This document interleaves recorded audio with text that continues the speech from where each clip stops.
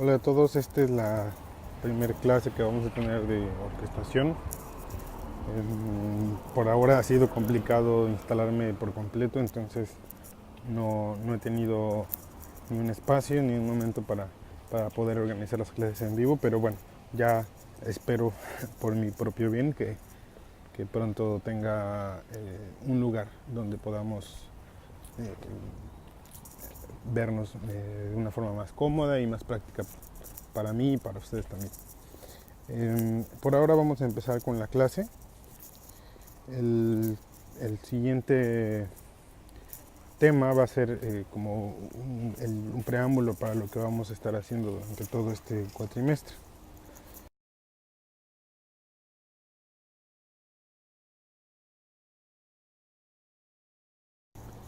Vamos a comenzar diciendo que vamos a trabajar con una orquesta clásica, una orquesta de las características que vamos a encontrar en las sinfonías de Haydn, de Mozart, en algunas de Schubert también, y en parte también en algunas de Beethoven, sobre todo en sus primeras sinfonías.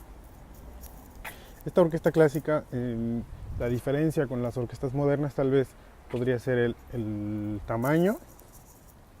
En general, tanto las maderas como la sección de metales, percusiones y cuerdas van a ser mucho más reducidas que en las orquestas modernas.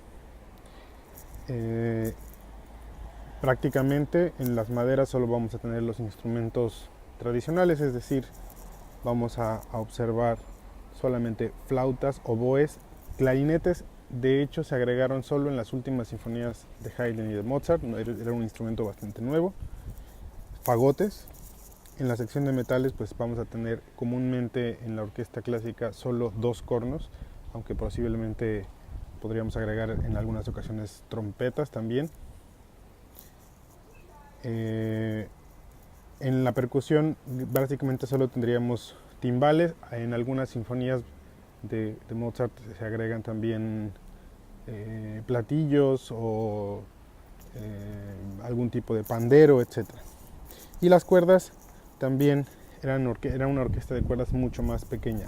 En un momento más hablaremos sobre el tamaño y el número de integrantes por familia. Es importante decir que la mayoría de los instrumentos tenían un registro más reducido que el que conocemos ahora. Esto se debe a varias situaciones.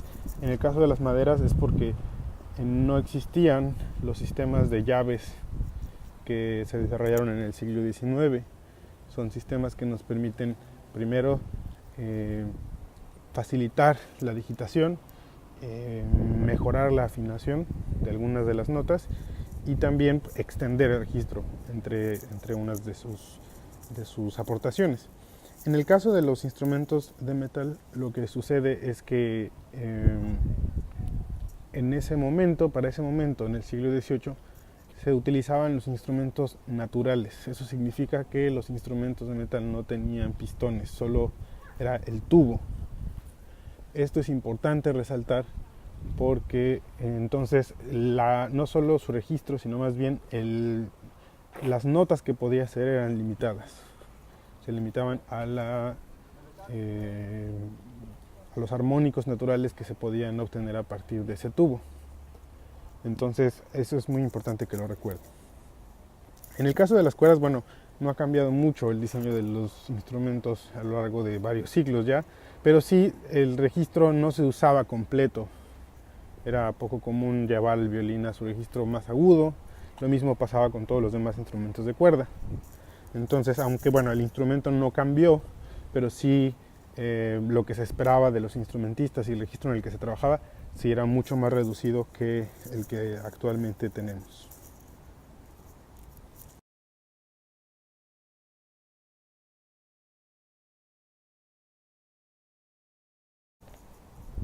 Ahora vamos a mencionar un poco de la posición de los instrumentos en la partitura. En la partitura se acomodan por familias, teniendo a los alientos madera en la parte superior, después continuando con los alientos metal, después percusiones y teclados en el caso de que haya, o cuerdas pulsadas, por ejemplo piano o arpa, y por último la sección de cuerdas. estarán puestos así, en un pentagrama flautas, en un pentagrama oboes, en un pentagrama clarinetes y en un pentagrama fagotes. Pero hay que recordar que en algunas ocasiones hay más de un instrumento por pentagrama. En el caso de esta orquesta con la que vamos a trabajar, serán 2 instrumentos por cada pentagrama. Habrá 2 flautas que se escribirán en un solo pentagrama, etc. Lo mismo sucede con todos los demás alientos madera. Y los cornos también. Los cornos también van a funcionar 2 cornos en un solo pentagrama. Al igual que las trompetas. Como les había mencionado, para algunas orquestaciones usaremos solamente cornos, para algunas otras agregaremos trompetas.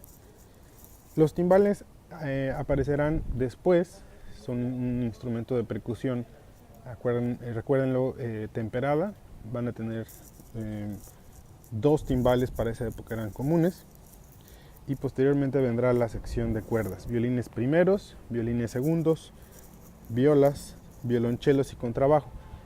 En un principio, en el periodo clásico, el violonchelo, la sección de violonchelos y de contrabajo se escribían en un mismo pentagrama, casi siempre tocando lo mismo, doblado a octavas, en ocasiones también dividiéndolos y solamente tocar los violonchelos o solamente tocar los contrabajos. Es muy importante recordar que los contrabajos son transpositores, eso significa que van a sonar una octava por debajo del violonchelo, entonces el doblaje será a una octava de distancia. Y también es importante recordar que su nota más grave es distinta. En el caso del violonchelo es un do con 2 líneas adicionales debajo de la clave de fa, y en el caso del contrabajo escrito es un mi por debajo del pentagrama con una línea adicional, lo cual hace que algunas notas del violonchelo escritas en su registro más grave no podrán ser tocadas una octava abajo por el contrabajo.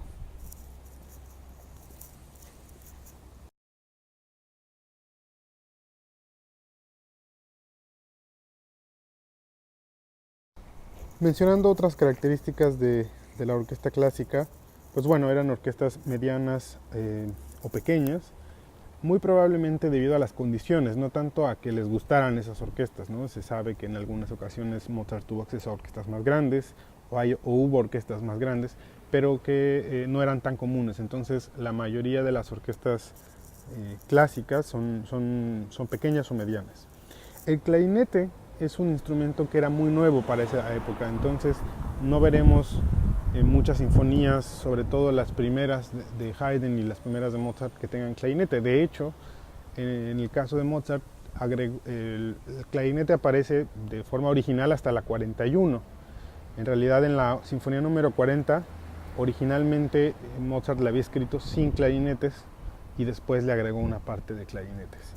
Entonces era un instrumento muy nuevo para el momento, y habrá casos en los que se encontrarán partituras sin clarinetes. Los metales, ya habíamos dicho, era una sección reducida. Además hay que tomar en cuenta esto que decíamos de que eran instrumentos naturales, o sea, no podían hacer todas las notas, y eso, bueno, limitaba bastante su uso. Por eso es que no se utilizaba tantos instrumentos de metal. En el caso de los timbales se usaban dos tímpanis más bien, disculpen. Uno de ellos afinado en la tónica y uno de ellos afinado en la dominante. La sección de cuerdas también era reducida, tratando de estar balanceada con el resto de los instrumentos, y las funciones eran muy específicas. ¿A qué me refiero con esto? A que el violín primero en general siempre tiene una melodía más importante que el violín segundo, y la viola tiene una especie de acompañamiento con cierto movimiento, y el contrabajo y el violonchelo tienen pues la nota del bajo del acorde. Entonces estas funciones rara vez cambian. Veremos ya después ejemplos en donde suceden cosas distintas, pero en general esto era lo que podíamos esperar de una orquesta en el clasicismo.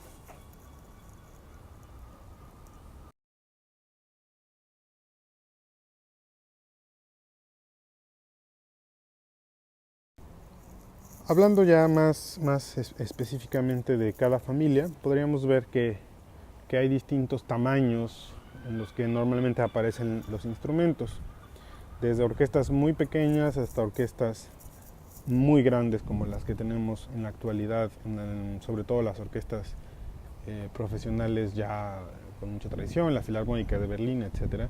Son orquestas que pueden llegar a ser muy grandes. Pero para esta época vamos a ver que es más adecuado utilizar la primera columna, que es las maderas a dos o en pares. Eso significa que vamos a tener dos integrantes por cada instrumento. Dos flautas, dos oboes, dos clarinetes y dos fagotes. En ocasiones uno de ellos puede ir al instrumento adicional, al instrumento complementario. Sin embargo, en el clasicismo estos instrumentos no se usaban. Por lo regular, estos empezaron a usar hasta el siglo XIX. Las otras dos opciones que tenemos, las maderas A3 y las maderas A4, bueno, aparecerán posteriormente durante el siglo XIX y el siglo XX, pero para este momento vamos a utilizar la orquesta con dos instrumentos por cada una de las maderas.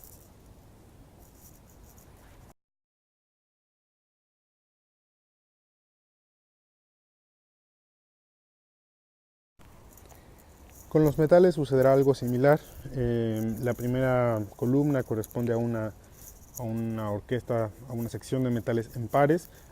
Claro, hay una que no está en pares, es los trombones y la tuba. Sin embargo, bueno, se complementan por el registro, funcionarían como dos pares, ¿no? Dos trombones funcionando en un registro y el trombón 3 más la tuba funcionando en el registro más grave. Sin embargo, para las orquestaciones que vamos a hacer ahora, vamos a utilizar inicialmente solo dos cornos. Nada más vamos a utilizar dos cornos.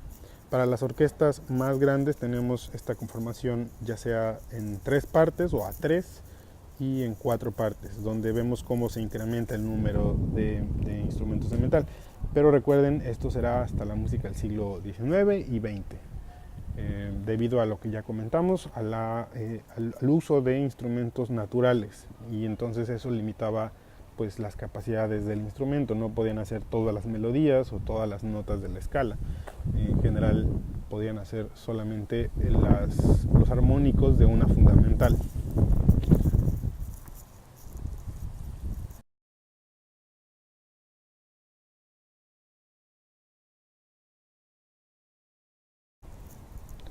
Con las cuerdas sucede algo bastante similar. Entre más grande sea la orquesta, pues más secciones, las secciones serán más grandes. Esto es para siempre mantener el balance entre las secciones. Nosotros para nuestros ejercicios utilizaremos la orquesta pequeña, bueno, algo entre pequeña y mediana, dependiendo del número de metales y maderas. Es muy interesante ver cómo el número de integrantes por parte se reduce. Por ejemplo, tenemos que los primeros violines siempre son más que los segundos siempre son más que las violas. En general las violas son más que los chelos y los chelos más que los contrabajos. Esto responde a la misma naturaleza de los instrumentos. Si ustedes observan, en realidad los instrumentos entre más graves son más grandes. Y eso hace que no necesitemos tantos para poder equilibrar el sonido con el resto de los instrumentos. Debido a que, por ejemplo, un contrabajo tiene una caja de resonancia más grande que un violín. Y entonces eso equilibra un poco el número de integrantes por sección con el tamaño del instrumento. Aun cuando diga ahí que violines primeros tienen 8 integrantes o hasta 16 integrantes, en realidad los trataremos como una sola parte, los trataremos en un solo pentagrama, porque eso nos permite mantener el balance con el resto de la orquesta. Más adelante veremos la posibilidad de dividirlos en ocasiones, pero en general se van a tratar como una sola parte, cada uno de estos. Entonces tenemos que la parte de violines primeros será un solo pentagrama, violines segundos un solo pentagrama, violas un solo pentagrama, violonchelos y contrabajos en ocasiones estarán escritos en el mismo pentagrama y en otros ejemplos los veremos escritos en diferente pentagrama. Pero en general se tratan como una sola parte.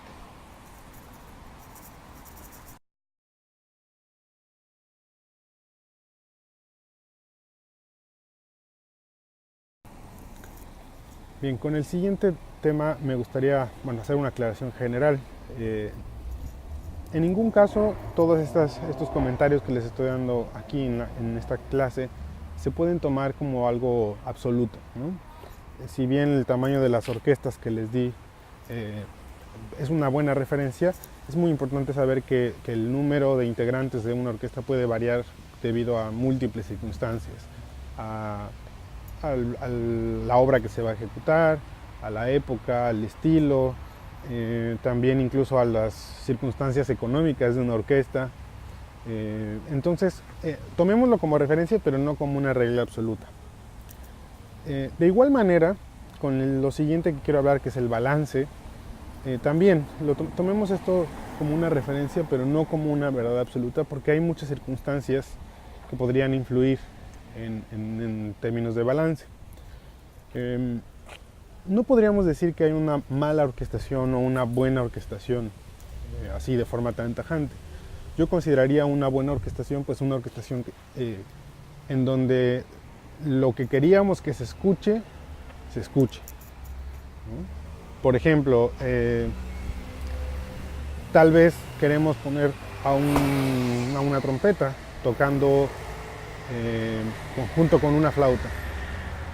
Muy probablemente, dependiendo del registro, pero muy probablemente la trompeta suene más fuerte que la flauta. Y entonces eso pueda complicar que nosotros realmente podamos apreciar el timbre de la flauta. Entonces, más allá de si es buena o no la combinación entre esos dos instrumentos, habría que buscar la forma en que la flauta también se escuche, se aprecie que está ahí, aunque sea de forma muy delicada, pero que se aprecie en nuestra orquestación. Bueno, entonces, en términos de balance, podríamos decir que cada familia por sí misma está más o menos equilibrada, sobre todo las cuerdas. Las cuerdas tienen un timbre muy homogéneo, prácticamente pueden tocar piano o forte en todo su registro. Como vimos, por el número de integrantes en cada sección está bastante equilibrado. Entonces, si nosotros orquestamos solo con cuerdas, garantizamos que está equilibrado, ¿no? Que lo que toque en violín, los violines primeros y lo que toque los violines segundos, en general nada va a cubrir o nada va a tapar al otro, más bien se acompañarán, ¿no? Pero porque las secciones ya están equilibradas.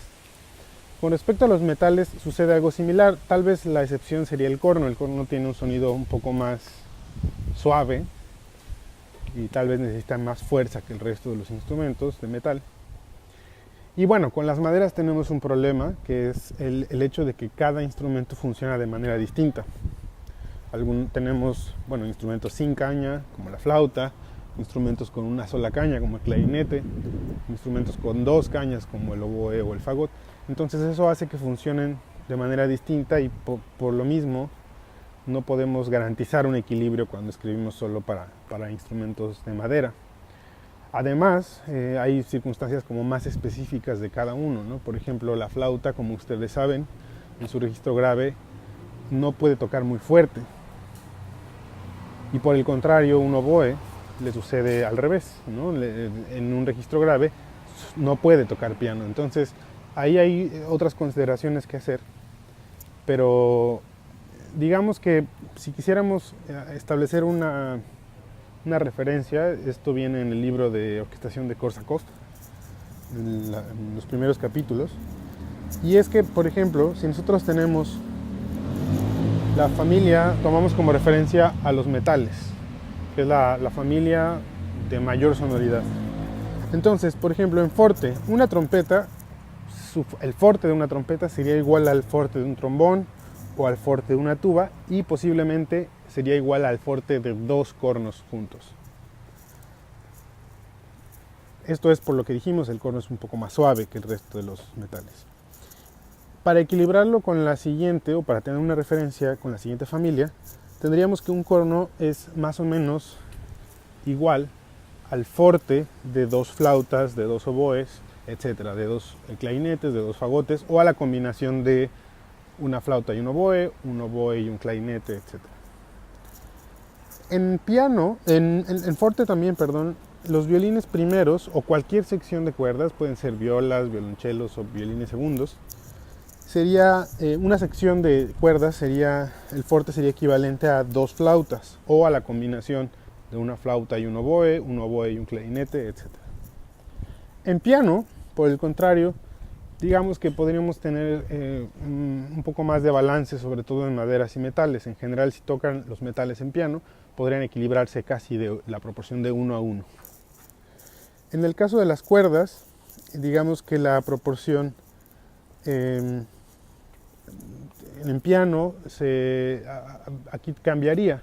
No es lo mismo tener toda la sección de cuerdas en forte y equilibrarlo con 2 flautas que tener la sección de cuerdas en piano y donde posiblemente necesitemos solo una flauta para equilibrarlo, para que no suene demasiado la flauta. Entonces la proporción casi se hace de 1 a 1 también. La sección de violines 1 o puede ser la sección de violines 2, de violas, etc. Podrá equilibrarse con una flauta o un oboe o un clarinete o un fagot. Nuevamente, tomemos esto solo como referencia, no como una verdad absoluta, porque hay muchas otras condiciones que podrían influir en el balance.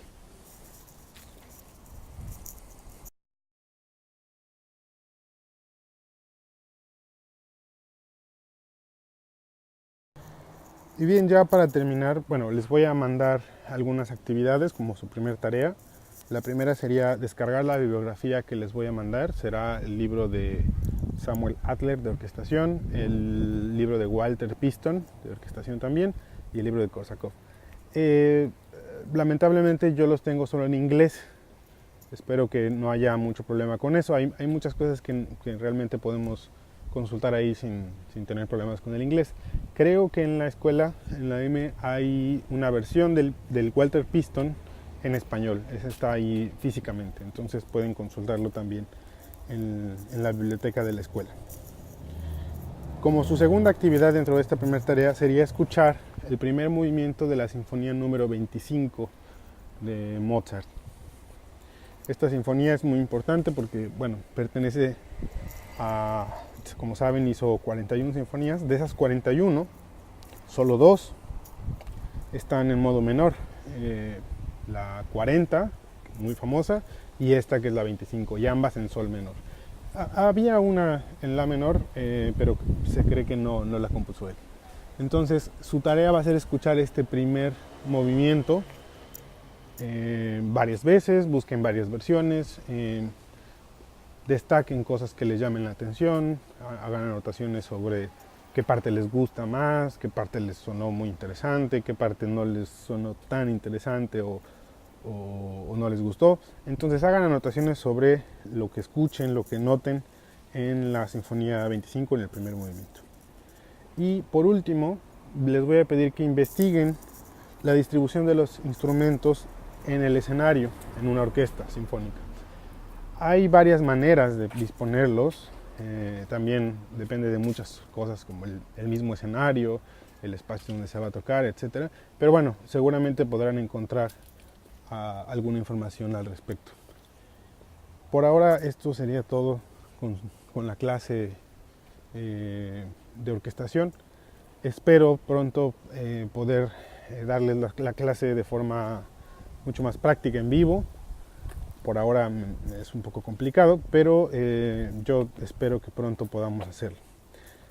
Probablemente con la otra clase, la clase de recursos electrónicos, tendrá que ser algo similar, por lo menos esta semana, en lo que yo termino de instalarme acá y puedo tener un espacio pues más apto para poder darles la clase en vivo.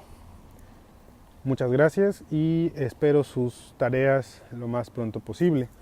La lección 2 se las mandaré también en los próximos días, ya habiendo recibido algunos de sus comentarios. Saludos.